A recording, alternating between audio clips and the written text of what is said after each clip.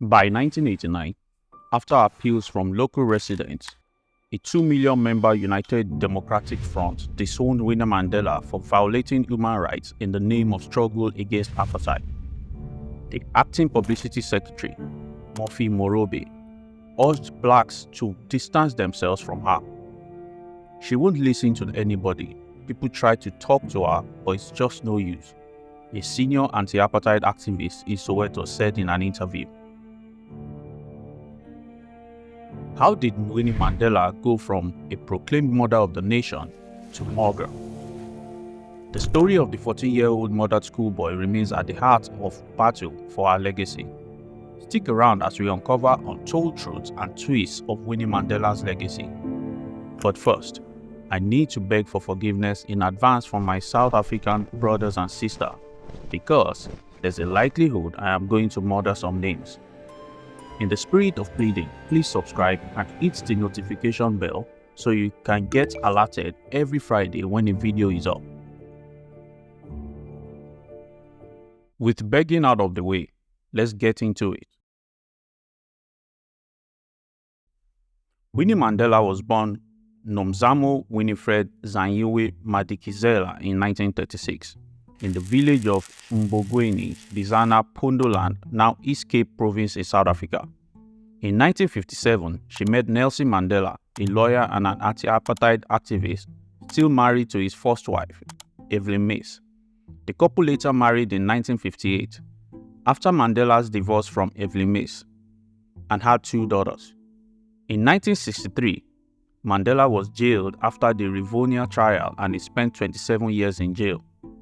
During the latter part of Mandela's imprisonment, Winnie became a leading opposing voice against apartheid.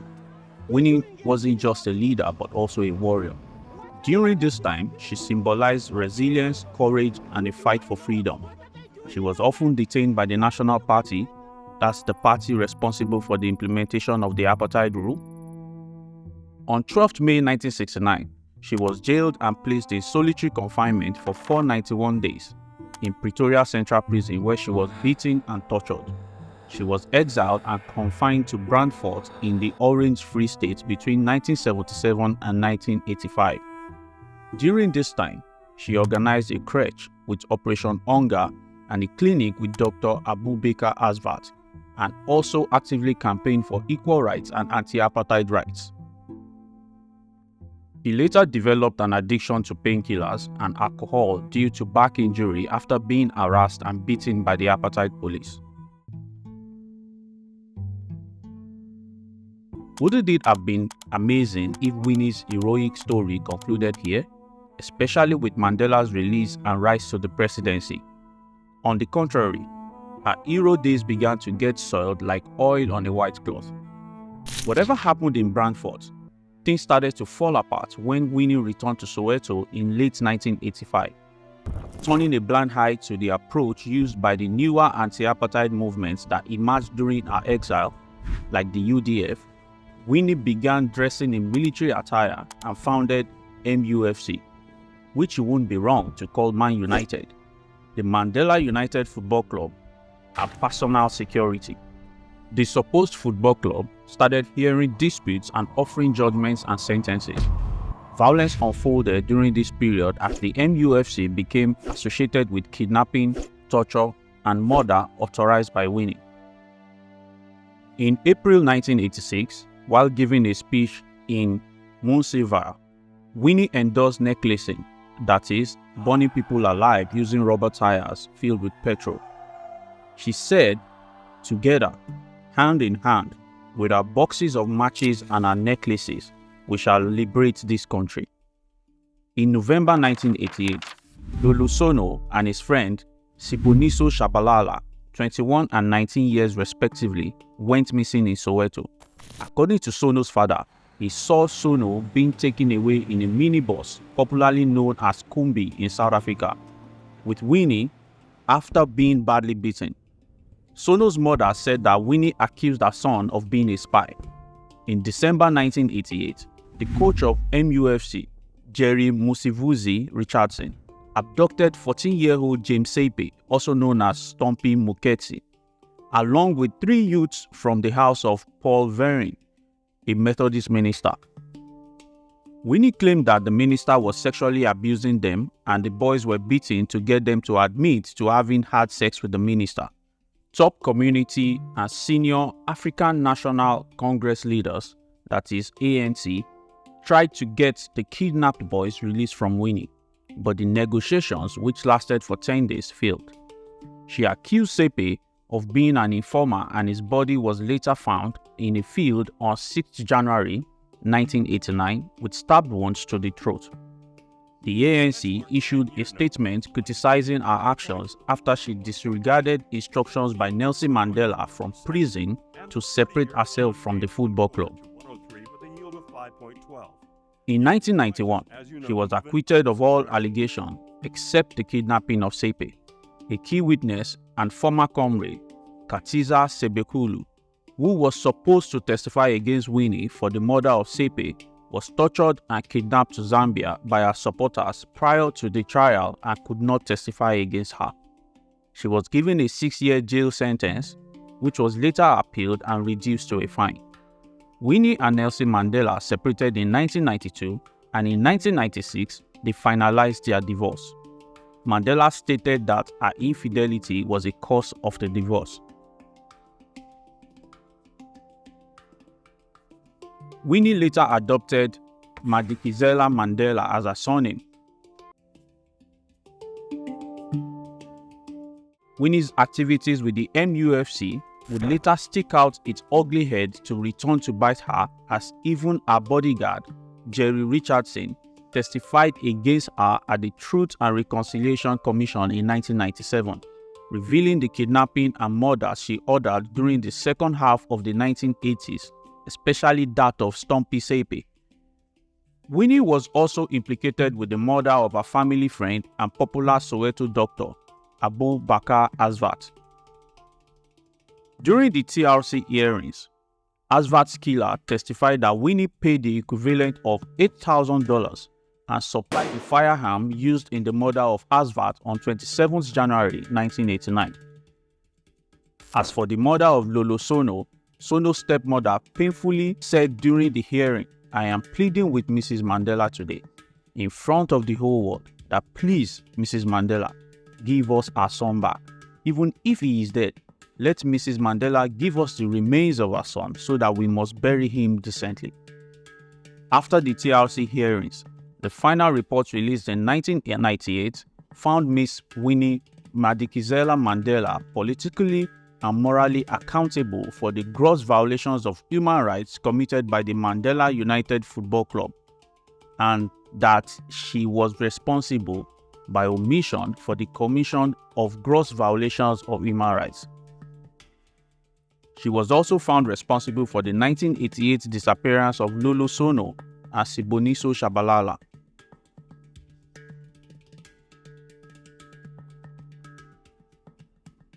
Despite her open violations of human rights, Winnie was still a prominent figure during South Africa's transition to multiracial democracy in the 1990s, although it remained a downhill road for her.